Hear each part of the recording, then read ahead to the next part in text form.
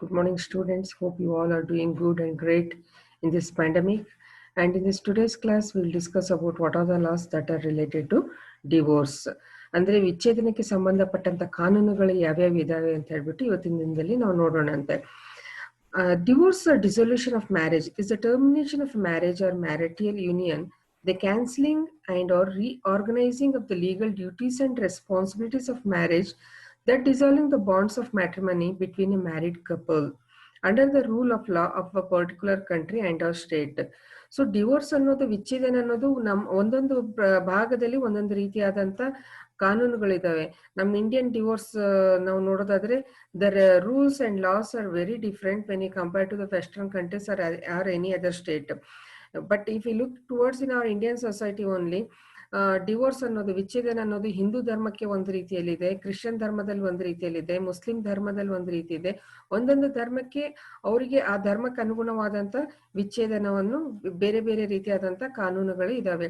ಆದ್ರೆ ಇವತ್ತಿನ ದಿನದಲ್ಲಿ ನಾವು ಸಾಮಾನ್ಯವಾಗಿ ಹಿಂದೂ ಧರ್ಮಗಳಲ್ಲಿ ಏನೇನು ಕಾನೂನುಗಳು ಇದಾವೆ ಅಂತ ಹೇಳ್ಬಿಟ್ಟು ಇವತ್ತಿನ ದಿನದಲ್ಲಿ ನಾವು ನೋಡೋಣಂತೆ.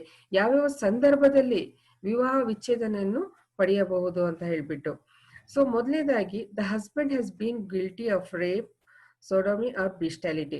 ಅಂದ್ರೆ ಅಕಸ್ಮಾತ್ ಗಂಡ ಯಾರ ಮೇಲೆ ಅದರ ಅತ್ಯಾಚಾರ ಎಸಗಿದ್ರೆ ಅಥವಾ oral sex, you can go and look for the meaning of that oral sex.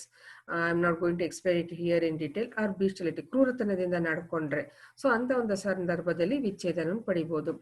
In a suit under section 18 of the Hindu Adoptions and Maintenance Act 1956 or in proceeding under section 125 of CRPC, that is Criminal Procedure Code of 1973, a decree or order has been passed against the husband awarding separate residence and maintenance to her. After passing of such a decree or order, there is no resumption on cohabitation for 1 year and upwards. So if a wife is expecting a divorce from a husband, so when they go to the court of law, then the husband has to make a separate residence for a wife for up to 1 year. So they give a gap for 1 year. And before 1956, there was no such concept of divorce in our Indian society, that is especially in our Hindu law. So ನಾವು ಹಿಂದೂ ಧರ್ಮದಲ್ಲಿ ನೋಡೋದಾದ್ರೆ ವಿವಾಹ ವಿಚ್ಛೇದನ ಯಾವ ತರ ಇತ್ತು ಅಂತಂದ್ರೆ, normally ನಮ್ಮ ಹಿಂದೂ ಧರ್ಮದಲ್ಲಿ ವಿವಾಹ ಒಂದು ಪವಿತ್ರ ಬಂಧನವಾಗಿತ್ತು. ಸೊ ಹಿಂದೂ ವಿವಾಹ ಕಾಯ್ದೆ 1955 ಮುಂಚಿತವಾಗಿ ಹಿಂದೂಗಳಿಗೆ ಈ ವಿವಾಹ ವಿಚ್ಛೇದನಕ್ಕೆ ಅವಕಾಶವಿರಲಿಲ್ಲ. ಅವ್ರು ಯಾವುದೇ ರೀತಿಯಾದಂತಹ ವಿಚ್ಛೇದನ ಪಡ್ಲಿಕ್ಕೆ ಅವಕಾಶವಿರಲಿಲ್ಲ. ಕಷ್ಟನೋ ಸುಖನೋ ದುಃಖನೋ ಗಂಡನ ಮನೆಯಲ್ಲೇ ಇರಬೇಕು. ಸೊ ಅಂತ ಒಂದು ಪರಿಸ್ಥಿತಿ ನಮ್ಮ ಸಂಪ್ರದಾಯದಲ್ಲಿ ಇತ್ತು. ವಿವಾಹ ವಿಚ್ಛೇದನ ಕಲ್ಪನೆಯು ಅಂದಿನ ಸಮಾಜಕ್ಕೆ ಒಪ್ಪಲಾರದ ಕಲ್ಪನೆಯಾಗಿತ್ತು. So we cannot think of divorce in those days. ಆ ಡಿವೋರ್ಸ್ ಅನ್ನೋದು ಒಂದು ದೊಡ್ಡ ಕಾನ್ಸೆಪ್ಟ್ ಆಗಿತ್ತು. ಅಯ್ಯೋ ಗಂಡನ್ ಬಿಟ್ಟು ಬಂದಿದ್ದಾಳೆ, ತಾಯಿ ಮನೇಲಿ ಇದ್ದಾಳೆ, ಏನೆಲ್ಲ ಮಾತುಗಳು ಅನ್ಸ್ಕೋಬೇಕಾಗಿತ್ತು. ಆದ್ರೆ 1955 onwards they started working on this concept. Then ಅಂದಿನ ಸಮಾಜದಲ್ಲಿ ಮಹಿಳೆಯರು ಮೌನವಾಗಿ ನೊಂದುಕೊಳ್ಳುತ್ತಿದ್ದರು. That is common, like women is to suffer everything, not only this divorce concept, every type ಎಲ್ಲಾ ಇದು ನಮ್ಮ ಸಮಾಜದಲ್ಲಿ ಹೆಣ್ಮಕ್ಳು ಎಲ್ಲಾ ರೀತಿಯಿಂದ ನೊಂದಿದ್ದಾರೆ. ಸೊ ಆದ್ರೆ ಇಂದಿನ ಅತೃಪ್ತ ವೈವಾಹಿಕ ಬಂಧನದಿಂದ ಬಿಡುಗಡೆ ಹೊಂದಲು ಅವಕಾಶವಿರುತ್ತದೆ. So after 1955 we can say that women has got an opportunity to live her own life. ಬೇಕು ಅಂತಂತಂದ್ರೆ, ಚೆನ್ನಾಗಿದ್ದ ಗಂಡ ಚೆನ್ನಾಗಿದ್ದ ಅಂತಂದ್ರೆ ಬೇಕು ಅಂದ್ರೆ ಗಂಡನ ಜೊತೆಗೆ ಜೀವನ ಮಾಡ್ಬೋದು. ಬೇಡ ಅಂತಂತಂದ್ರೆ ಗಂಡನ್ ಬಿಟ್ಬಿಟ್ಟು ತನಗೆ ಯಾವ ರೀತಿಯಲ್ಲಿ ಜೀವನ ಮಾಡ್ಬೇಕು ಅನ್ಸುತ್ತೆ ಆ ರೀತಿಯಲ್ಲಿ ಜೀವನ ಮಾಡುವಂತ ಅವಕಾಶವನ್ನು ನಮ್ಮ ಒಂದು ಕಾಯ್ದೆಗಳಲ್ಲಿ ಕೊಟ್ಟಿದೆ. ಆ ಕಾನೂನಿನ ನೇರವಾದ ಫಲಾನುಭವಿಗಳು ಯಾರಿದ್ದಾರೆ ಅಂತಂದ್ರೆ ಮಹಿಳೆಯರು. ಸೊ ಅವ್ರು ಈಗ ಮೌನವಾಗಿ ಗಂಡನ ಅನ್ಯಾಯ ಅಥವಾ ದೌರ್ಜನ್ಯವನ್ನು ಸಹಿಸಿಕೊಳ್ಬೇಕಾಗಿಲ್ಲ. So after 1955 there is no options like left, like where women has to suffer every time and everything. So ಈಗ ಇದು ಹಿಂದೂ ಅಡಾಪ್ಷನ್ ಆಕ್ಟ್ ಅಲ್ಲಿ ಮೇಂಟೆನೆನ್ಸ್ ಆಕ್ಟ್ 1956 ಅಲ್ಲಿ ಏನ್ ಮಾಡಿದ್ದಾರೆ ಅಂತಂದ್ರೆ, under the section 125 CRPC 1973 it has been passed that ಅಕಸ್ಮಾತ್ ಡಿವೋರ್ಸ್ಗೆ apply ಮಾಡಿದ್ದಾರೆ ಅಂತಂತಂದ್ರೆ ಹೆಣ್ಮಕ್ಳು, ಸೊ ಆ ಡಿವೋರ್ಸ್ಗೆ ಅಪ್ಲೈ ಮಾಡಿದಾಗ first 6 months and next 6 months there will be 2 sittings.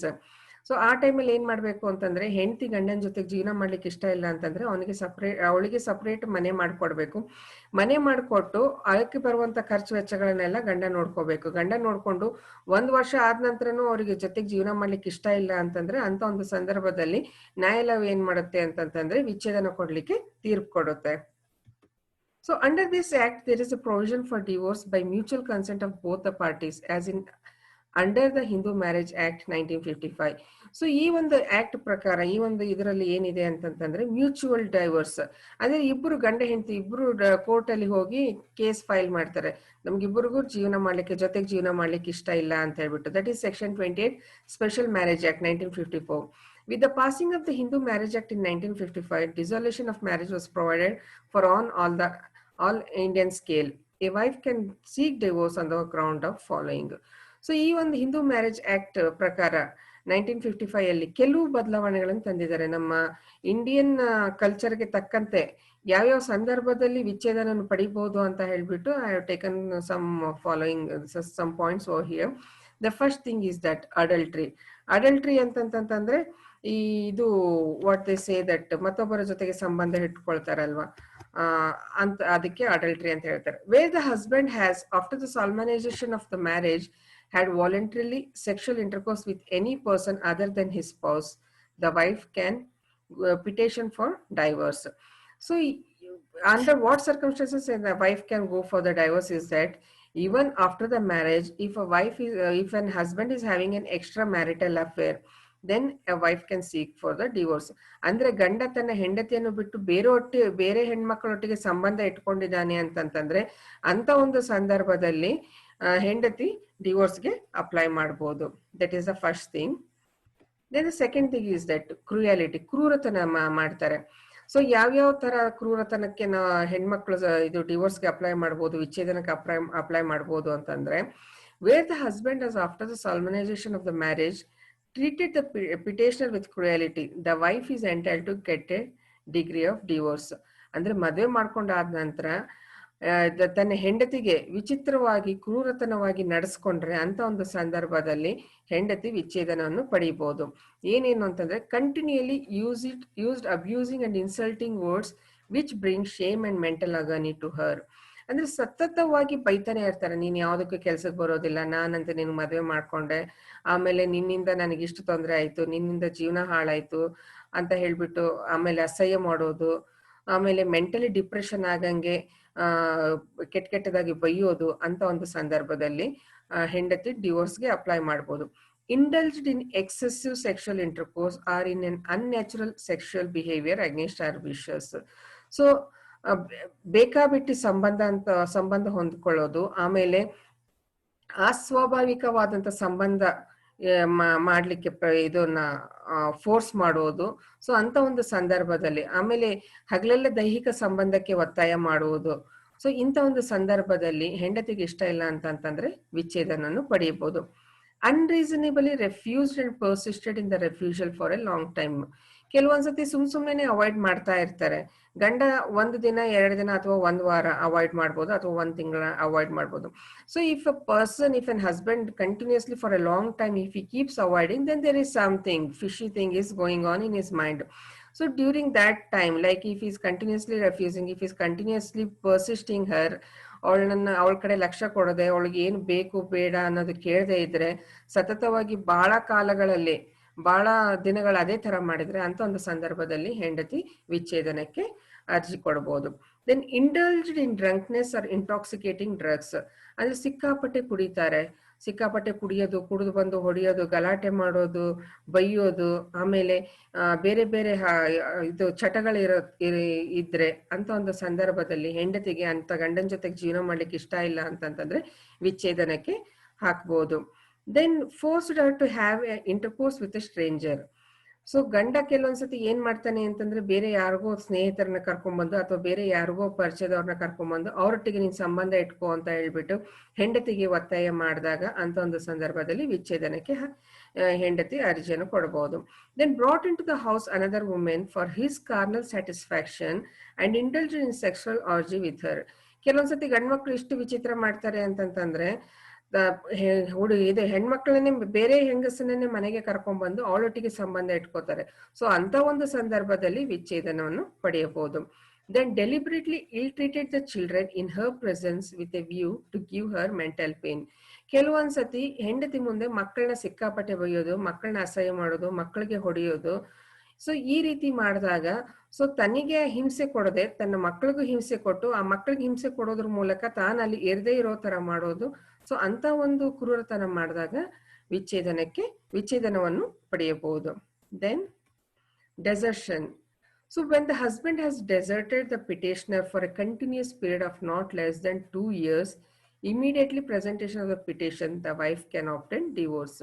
ಕೆಲವೊಂದ್ಸತಿ 2 ವರ್ಷದ ತನಕ ಸತತವಾಗಿ 2 ವರ್ಷದ ತನಕ ಯಾವುದೇ ರೀತಿಯಲ್ಲಿ ಸಂಬಂಧ ಇಟ್ಕೊಳ್ಳಾರ್ದಂಗ ಏನ್ ಕಷ್ಟ ಸುಖಗಳನ್ನು ಕೇಳದೇ ಇದ್ದಾಗ, ಸೊ ಹೆಂಡತಿ ಕಡೆ ಬರದೇ ಇದ್ದಾಗ 2 ವರ್ಷ ಸತತವಾಗಿ 2 ವರ್ಷ ಬರದೇ ಇದ್ದಾಗ ಅಂತ ಒಂದು ಸಂದರ್ಭದಲ್ಲಿ ಹೆಂಡತಿ ನನಗೆ ವಿಚ್ಛೇದನ ಬೇಕು ಅಂತ ಕೇಳಿದಾಗ ಸೊ ಆ ಒಂದು ವಿಚ್ಛೇದನವನ್ನು ನ್ಯಾಯಾಲಯ ಒಪ್ಕೊಳ್ಳುತ್ತೆ. Then conversion, where the husband has ceased to be an Hindu by conversion to another religion, the wife can seek divorce. ಮೊದಲು ಅವರು ತನ್ನ ಗಂಡ ಹಿಂದೂ ಅಂತ ಹೇಳ್ಬಿಟ್ಟು ಮದ್ವೆ ಆಗಿರ್ತಾಳೆ, ಆಮೇಲೆ ಅವನು ಬೇರೆ ಯಾವುದೋ ಒಂದು ಧರ್ಮಕ್ಕೆ ಮತಾಂತರ ಮಾಡಿಕೊಂಡು ಬೇರೆ ಧರ್ಮಕ್ಕೆ ಹೋದಾಗ ಅಂತ ಒಂದು ಸಂದರ್ಭದಲ್ಲಿ ಆ ಗಂಡ ಸ್ವೀಕಾರ ಮಾಡಿದಂತ ಧರ್ಮವನ್ನು ಹೆಂಡತಿಗೆ ಒಪ್ಪಿಗೆ ಆಗದೆ ಇದ್ದಾಗ ಆ ಸಂದರ್ಭದಲ್ಲಿ ವಿಚ್ಛೇದನವನ್ನು ಪಡೆಯಬಹುದು.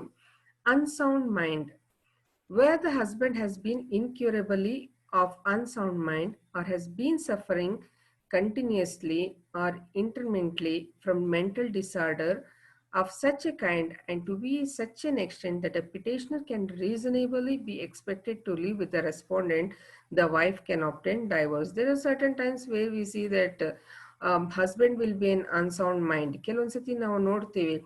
I'll remember sometimes I get reminded of my friend over here. So ನಾನು ಧಾರವಾಡದಲ್ಲಿ ಸ್ಟಡಿ ಮಾಡಬೇಕಾದ್ರೆ ನನ್ನ ಫ್ರೆಂಡ್ ಒಬ್ಳಿಗೆ ಅವ್ರ ತಂದೆ ತಾಯಿ ನೋಡಿದ್ದಾರೆ, she was doing Har PG. ಅವಳು ಹೋಗ್ಬಿಟ್ಟು ತಂದೆ ತಾಯಿ ನೋಡಿದ್ದಾರೆ ಅಂತಂದ್ರೆ ಎಲ್ಲ ಚೆನ್ನಾಗೇ ಇರಬೇಕು ಅಂತ ಹೇಳ್ಬಿಟ್ಟು ಸಿಕ್ಕಾಪಟ್ಟೆ ಶ್ರೀಮಂತರು ಇದ್ರು ಹುಡುಗನ ಕಡೆಯವರು, ಹುಡುಗಿ ಕಡೆಯವರು ಸ್ವಲ್ಪ ಬಡವರು ಇದ್ರು.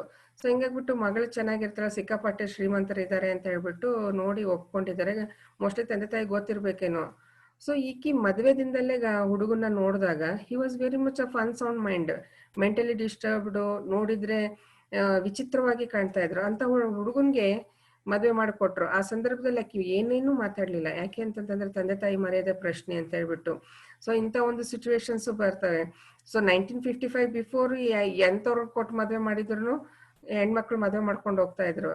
ಆದ್ರೆ ಈಗ ಮದ್ವೆ ಮಾಡ್ಕೊಟ್ರೆ ಆಯ್ತು, ಮದ್ವೆ ಮಾಡ್ಕೊಡ್ರಿ, ಆಮೇಲೆ ಮುಂದಿನ ನಾನು ನೋಡ್ಕೊಳ್ತೀನಿ ಅಂತ ಹೇಳ್ಬಿಟ್ಟು ನಾವು we know the rules and regulations.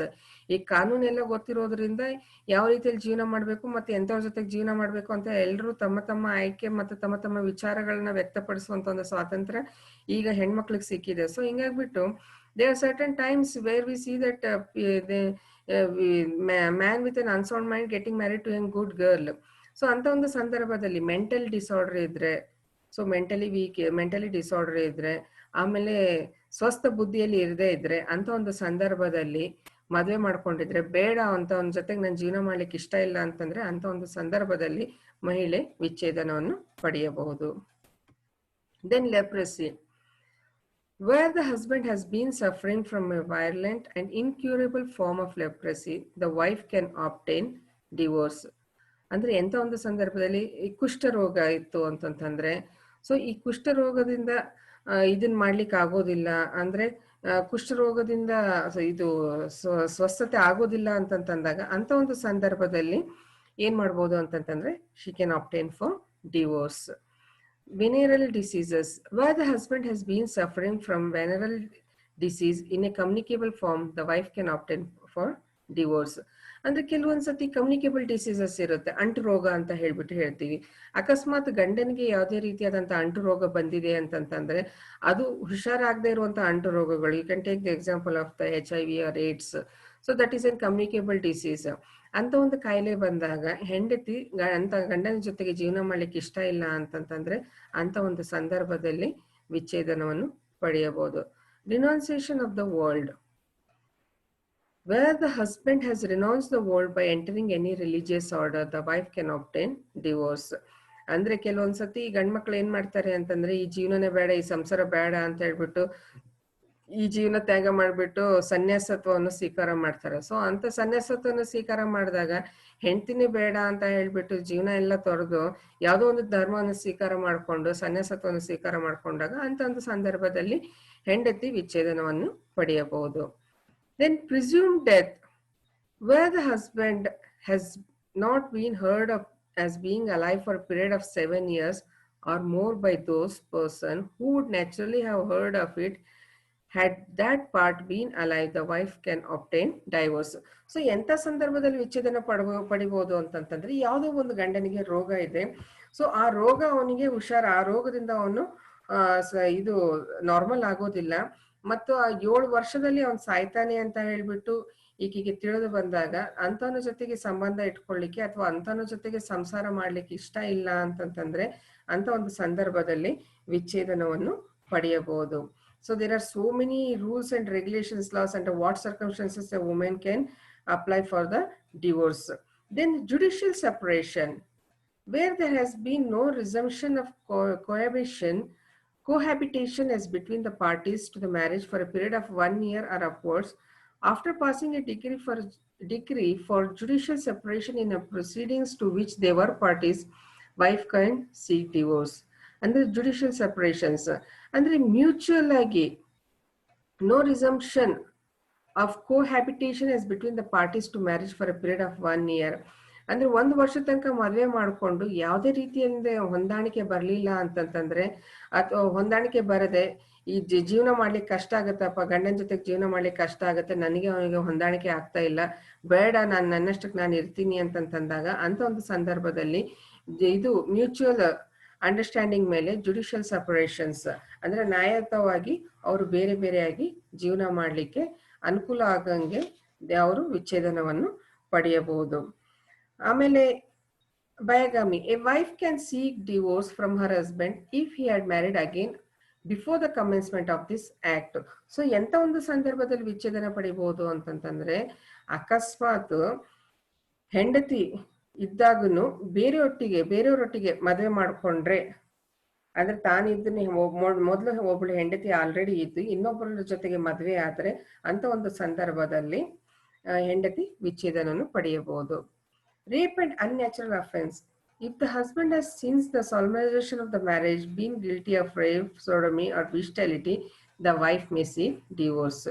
ಯಾವ್ಯಾವ ಸಂದರ್ಭದಲ್ಲಿ ವಿಚ್ಛೇದನ ಪಡಿಬಹುದು ಅಂತಂದ್ರೆ, ಅಕಸ್ಮಾತ್ ಗಂಡ ಮದುವೆ ಆದ ನಂತರ ಬೇರೆ ಯಾರೋ ಮೇಲೆ ಅತ್ಯಾಚಾರ ಎಸಗಿದ್ರೆ, ಅಥವಾ if he has having an oral sex, or if he has having an relationship with the same sex, or if he ಕ್ರೂರತನದಿಂದ ನಡ್ಕೊಂಡ್ರೆ ಅಂತ ಒಂದು ಸಂದರ್ಭದಲ್ಲಿ ಹೆಂಡತಿ ವಿಚ್ಛೇದನವನ್ನು ಪಡೆಯಬಹುದು.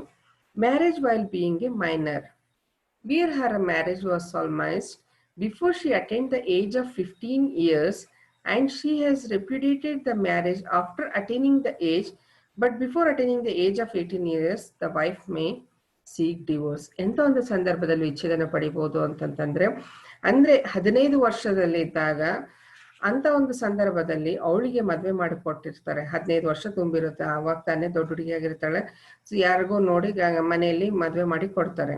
ಸೊ 18 ವರ್ಷಕ್ಕೆ ಅವಳಿಗೆ ಬುದ್ಧಿ ಬಂದಾಗ, ಸೊ ನನಗೆ ಈ ಹುಡುಗ ಇಷ್ಟ ಇಲ್ಲ, ನನಗೆ ಇವನ್ ಜೊತೆಗೆ ಸಂಸಾರ ಮಾಡ್ಲಿಕ್ಕೆ ಇಷ್ಟ ಇಲ್ಲ, ನನ್ನ ಇಷ್ಟದ ವಿರೋಧವಾಗಿ ಮದುವೆ ಮಾಡಿದ್ದಾರೆ ಅಂತ ಹೇಳ್ಬಿಟ್ಟು ಆಕಿ ಕೋರ್ಟಿಗೆ ಹೋದ್ಲು ಅಂತಂದ್ರೆ ಕೋರ್ಟಲ್ಲಿ ಅವಳಿಗೆ ವಿಚ್ಛೇದನವನ್ನು ಕೊಡ್ತಾರೆ. ಸೊ ಯಾವ್ಯಾವ ಸಂದರ್ಭದಲ್ಲಿ ವಿಚ್ಛೇದನ ಕೊಡ್ಲಿಕ್ಕೆ ಆಗತ್ತೆ ಅಂತಂತಂದ್ರೆ, so in short if I have to say is that, ಅಥವಾ ಯಾವುದೋ ಒಂದು ಲೈಂಗಿಕ ರೋಗ ಇತ್ತು ಅಂತಂದ್ರೆ, ಅಸ್ವಸ್ಥವಾದಂತ ಲೈಂಗಿಕ ರೋಗ ಇತ್ತು ಅಂದ್ರೆ, ಕುಷ್ಠ ಇತ್ತು ಅಂತಂದ್ರೆ, ಕ್ರೌರತನದಿಂದ ನಡೆಸ್ಕೊಂಡ್ರೆ, ಅಥವಾ ಬಿಟ್ಟು ಹೋದ್ರೆ, ಅಥವಾ ಮತಾಂತರ ಹೊಂದಿದ್ರೆ, ಪ್ರಾಪಂಚಿಕತೆಯನ್ನು ತ್ಯಜಿಸಿದ್ರೆ, ಮರಣದ ಸುಳಿವಿದ್ರೆ, ದಾಂಪತ್ಯದ ಹೆಚ್ಚಿನ ಪುನರ್ವಶಗೊಳಿಸುವ ಆದೇಶದ ಏನು ರಿಕ್ತವಾಗಿ ಬದುಕಿದ್ರೆ, ಸೊ ಅಂತ ಒಂದು ಸಂದರ್ಭದಲ್ಲಿ ವಿಚ್ಛೇದನವನ್ನು ಪಡೆಯಬಹುದು. ಸೊ ಇವೆಲ್ಲವನ್ನು ಹೊರತುಪಡಿಸಿ ಏನಿರುತ್ತೆ ಅಂತಂದ್ರೆ, ಹಿಂದೂ ಪತ್ನಿಗೆ ಇನ್ನಿತರ ಆಧಾರವಿದ್ರೆ, ಅಂದ್ರೆ ಗಂಡ ಮರು ವಿವಾಹವಾದರೆ, ಅತ್ಯಾಚಾರಿಯಾಗಿದ್ದರೆ, ಸಲಿಂಗಕಾಮಿಯಾಗಿದ್ದರೆ, ಅಥವಾ ಪಶು ಸಂಭೋಗಿಯಾಗಿದ್ದರೆ, ಹಾಗೂ ಜೊತೆಗೆ ವಾಸಿಸಲು ಒಪ್ಪದಿದ್ದರೆ ನ್ಯಾಯಿಕ ವಿಚ್ಛೇದನ ನೀಡಬಹುದಾಗಿದೆ. ನ್ಯಾಯಿಕ ವಿಚ್ಛೇದನ ಪಡೆದ ನಂತರ ಪತಿ ಪತ್ನಿ ಜೊತೆಗೆ ವಾಸಿಸಬೇಕಾಗಿಲ್ಲ. ಅಂದ್ರೆ ವಿಚ್ಛೇದನ ಪಡೆದಾದ ನಂತರ, ಡಿವೋರ್ಸ್ ಆದ ನಂತರ ಮಕ್ಕಳ ಸಲುವಾಗಿ ಗಂಡ ಹೆಂಡತಿ ಒಟ್ಟಿಗೆ ಜೀವನ ಮಾಡಿದ್ರೆ ಚೆನ್ನಾಗಿರ್ತಿತ್ತು ಅಂತ ಹೇಳ್ಬಿಟ್ಟು ಎಲ್ಲ ಹಿರಿಯರು ಹೇಳ್ತಾರೆ. ಇದು ರೂಲ್ಸ್ ಪ್ರಕಾರ, ಲಾ ಪ್ರಕಾರ ಅವ್ರು ವಿಚ್ಛೇದನ ಪಡೆದಾದ ನಂತರ ಅವರೊಟ್ಟಿಗೆ ಜೀವನ ಮಾಡೋ ಅವಶ್ಯಕತೆ ಇಲ್ಲ. ಆದರೂ ಅವರು ವಿಚ್ಛೇದನ ಪಡೆಯುವವರಿಗೆ ಮರು ವಿವಾಹವಾಗುವಂತಿಲ್ಲ. ಡಿವೋರ್ಸ್ ಅಂತ ಡಿಕ್ಲೇರ್ ಆಗ ತನಕ neither none of the party can go for the second marriage. ಹುಡುಗಿನೇ ನಾರ್ಮಲಿ ಹುಡುಗಿ ಕೇಸ್ ಮಾಡಿದ್ಲು ಅಂತಂತಂದ್ರೆ ಡಿವೋರ್ಸ್ ಆಗುತ್ತೆ, ಹುಡುಗ ಕೇಸ್ ಮಾಡ್ದ ಅಂತಂದ್ರೆ ಡಿವೋರ್ಸ್ ಆಗೋದು ತುಂಬಾನೇ ಕಷ್ಟ. ಸೊ ಹುಡುಗಿ ಕೇಸ್ ಮಾಡಿದಾಳೆ ಅಂತಂತಂದ್ರೆ they will go through everything in details, ಆಮೇಲೆ ಬಹಳ ಬೇಗನು ಡಿವೋರ್ಸ್ ಸಿಗುತ್ತೆ. ಸೊ ಯಾರೇ ಆಗ್ಲಿ, ಹುಡುಗನೇ ಕೇಸ್ ಮಾಡ್ಲಿ ಅಥವಾ ಹುಡುಗಿನೇ ಕೇಸ್ ಮಾಡ್ಲಿ, ಸೊ ಡಿವೋರ್ಸ್ ಅಂತ ಹೇಳ್ಬಿಟ್ಟು ಡಿಕ್ಲೇರ್ ಆಗೋ ತನಕ they cannot go for the second marriage. ಆಮೇಲೆ ಯಾವಾಗ ಪತಿ ಮತ್ತು ಪತ್ನಿ ಪರಸ್ಪರ ಒಪ್ಪಿಗೆ ಪಡೆದು ಅವರ ವೈವಾಹಿಕ ಜೀವನ ಕೊನೆಗೊಳಿಸಬೇಕಾಗಿದೆ ಅಂದ್ರೆ ಇಂಥ ಒಂದು ಸಂದರ್ಭದಲ್ಲಿ ನ್ಯಾಯಾಲಯಕ್ಕೆ ಯಾವುದೇ ಕಾರಣ ನೀಡಬೇಕಾಗಿಲ್ಲ. ವಿವಾಹ ವಿಚ್ಛೇದನಕ್ಕೆ ಜಿಲ್ಲಾ ನ್ಯಾಯಾಲಯದಲ್ಲಿ ದಾವೆಗೆ ಹೊಡ್ಬೋದು. ಸೊ ಏನ್ ಮಾಡ್ಬೇಕು ಅಂತಂತಂದ್ರೆ ಪರಸ್ಪರ ಸಮ್ಮತಿ ಪಡೆದು ವಿವಾಹ ವಿಚ್ಛೇದನ ಮಾಡ್ಕೋಬೇಕು ಅಂತಂತಂದ್ರೆ ಪಡಿಬೇಕು ಅಂತಂದ್ರೆ ನ್ಯಾಯಾಲಯದಿಂದ ಕಳೆದ 1 ವರ್ಷದಿಂದ ಗಂಡ ಹೆಂಡತಿ ಬೇರೆಯಾಗಿ ಬದುಕುತ್ತಿದ್ದರೆ, ಅಂದ್ರೆ 1 ವರ್ಷದಿಂದ ಯಾವುದೇ ರೀತಿಯಾದಂತಹ ಸಂಬಂಧ ಇಲ್ಲದೆ ಹೋದ್ರೆ ಗಂಡ ಹೆಂಡತಿ ಮಧ್ಯದಲ್ಲಿ, ಆಮೇಲೆ ಗಂಡ ಹೆಂಡತಿ ಜೊತೆಗೆ ಬದುಕಲು ಸಾಧ್ಯವಿಲ್ಲ ಅಂತಂತಂದ್ರೆ ಅಂತ ಸಂದರ್ಭದಲ್ಲಿ ನ್ಯಾಯಾಲಯ ವಿಚ್ಛೇದನ ಕೋರಿ ಅರ್ಜಿ ಹಾಕಿದ 6 ತಿಂಗಳ ಒಳಗಾಗಿ ಯಾವುದೇ ನಿರ್ಣಯ ತೆಗೆದುಕೊಳ್ಳುವುದಿಲ್ಲ. ಆದ್ದರಿಂದ ಈ ಸಮಯದಲ್ಲಿ ಅವರಿಬ್ಬರು ಮತ್ತೆ ಒಂದಾಗಲು ಪ್ರಯತ್ನಿಸಬಹುದು. ಸೊ ಫಸ್ಟ್ 6 months ಯಾವಾಗ್ಲೂ ಅಪ್ಲಿಕೇಶನ್ ಹಾಕಿದಾಗೆ, ಡಿವೋರ್ಸ್ಗೆ ಅಪ್ಲಿಕೇಶನ್ ಹಾಕಿದಾಗೆ ಫಸ್ಟ್ 6 months ಸಿಟ್ಟಿಂಗ್ಸ್ ಇರುತ್ತೆ. ಸೊ ಕರೆದು ಗಂಡ ಹೆಂಡತಿಗೆ ಇಬ್ಬರಿಗೂ ಕರೆದು ಬಿಟ್ಟು they call both the parties to the court and they will give the counselling. First 6 months ಅಲ್ಲಿ ಕೌನ್ಸಿಲಿಂಗ್ ಆಗುತ್ತೆ, 1 sitting 2 sittings ಅಂತ ಕೌನ್ಸಿಲಿಂಗ್ ಇರುತ್ತೆ. ಸೊ 6 months ಅಲ್ಲಿ ಯಾವುದೇ ರೀತಿಯಾದಂತ ಡಿವೋರ್ಸ್ ಅಂತ ಹೇಳ್ಬಿಟ್ಟು ಒಂದೇ ದಿನಕ್ಕೆ ಅವರಿಗೆ ಡಿಕ್ಲರೇಷನ್ ಕೊಡೋದಿಲ್ಲ. So first 6 months they don't take any decision. ನಂತರ 6 ತಿಂಗಳ ಮೇಲೆ 18 ತಿಂಗಳ ಒಳಗಾಗಿ ದಾವೆಯನ್ನು ಹಿಂಪಡೆಯದಿದ್ದರೆ ನ್ಯಾಯಾಲಯವು ವಿವಾಹ ವಿಚ್ಛೇದನವನ್ನು ನೀಡುತ್ತದೆ.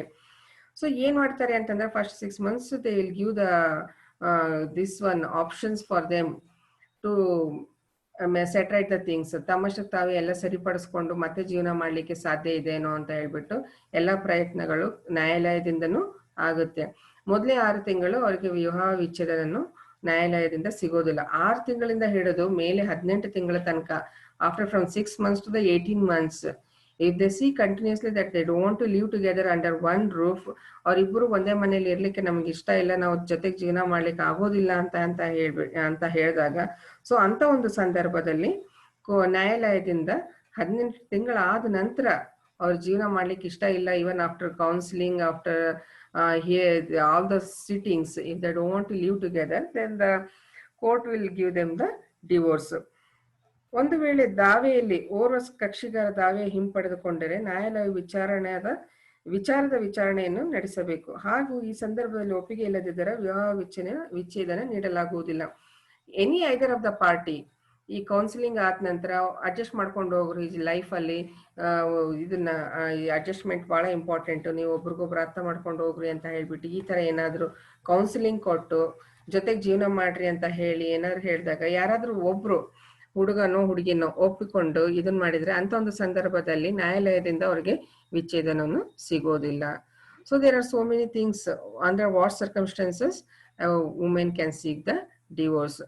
If husband seems to be adultery, if he seems to be cruelty, if there is a cruelty, then there is a judicial separation, if there is a bigamy, and if there is a rape and unnatural offenses, and if marriage will take place while a person is while a girl is still minor, and if there are so many circumstances we have discussed over here, if a person has got leprosy, or if a man got a leprosy, and there are so many circumstances we have seen under what circumstances the wife can seek divorce. ಮತ್ತೆ ನೀವು ಕೇಳ್ಬೋದು, madam ಬರೀ ಇದು ಹೆಣ್ಮಕ್ಳಿಗೆ ಅಷ್ಟೇನೆ ಇದೆ, ಮತ್ತೆ ಹೆಣ್ಮಕ್ಳಿಗೆ ಲೆಪ್ರಸಿ ಬಂತು ಅಥವಾ 7 ವರ್ಷದಲ್ಲಿ ಹೆಂಡತಿ ಸಾಯ್ತಾಳೆ ಅಂದ್ರೆ ಗಂಡ ಡಿವೋರ್ಸ್ಗೆ ಅಪ್ಲೈ ಮಾಡ್ಬೋದಾ, ಅಥವಾ ಹೆಂಡತಿ ಬೇರೆಯವ್ರ ಜೊತೆಗೆ ಸಂಬಂಧ ಇಟ್ಕೊಂಡಾಗೆ ಅಂತ ಸಂದರ್ಭದಲ್ಲಿ ಗಂಡ ಡಿವೋರ್ಸ್ಗೆ ಅಪ್ಲೈ ಮಾಡ್ಬೋದಾ, ಅಥವಾ ಹೆಂಡತಿಗೆ ಬೇರೆಯವ್ರ ಜೊತೆಗೆ ಅನೈತಿಕ ಸಂಬಂಧ ಇದೆ ಅಂತಂತ ಹೇಳಿದಾಗ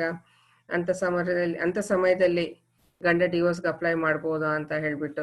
ಸೊ ಹೆಣ್ಮಕ್ಳಿಗೆ ಕಾನೂನಿನ ಬಲ ಜಾಸ್ತಿ ಇದೆ. ಯಾವಾಗ್ಲೂ ಕಾನೂನಲ್ಲಿ ನೀವು ನೋಡ್ರಿ ಹೆಣ್ಮಕ್ಳ ಪರವಾಗಿ ನಿಂದ್ರೋದು ಜಾಸ್ತಿ ಇದೆ. ಗಂಡ್ಮಕ್ಳು ಡಿವೋರ್ಸ್ಗೆ ಅಪ್ಲೈ ಮಾಡಿದ್ದಾರೆ ಅಂತಂತಂದ್ರೆ ಬಹಳ ಇವನ್ನ ಪ್ರೂಫ್ಸ್ ಬೇಕಾಗತ್ತೆ, and what circumstances that a person has applied divorce ಅಂತ ಹೇಳ್ಬಿಟ್ಟು. ಅದೇ ಹೆಣ್ಮಕ್ಳು ಡಿವೋರ್ಸ್ಗೆ ಅಂತ ಅಪ್ಲೈ ಮಾಡಿದಾಗ, ಸೊ ಈ ಇಂತಿಂತ ವಿಷಯಕ್ಕೆ ನಾನು ಡಿವೋರ್ಸ್ಗೆ ಅಪ್ಲೈ ಮಾಡಿದ್ದೀನಿ ಅಂತಂತಂದ್ರೆ after 1956 act, Hindu succession act ಪ್ರಕಾರ ಯಾವ್ಯಾವ ಅಪ್ಲೈ ಆಗ್ತಾವೆ ಅವನ್ನ ನೋಡಿದಾಗ ಇಫ್ ದೋಸ್ ಥಿಂಗ್ಸ್ ಅಪ್ಲೈಸ್ ಅಂತಂದರೆ ಡಿವೋರ್ಸು ಈಸಿಯಾಗಿ ಸಿಗುತ್ತೆ. So today, well, my dear students, I think today we have discussed a lot about under what circumstances a woman can apply for divorce. So with this, I conclude over here. See you in the next class.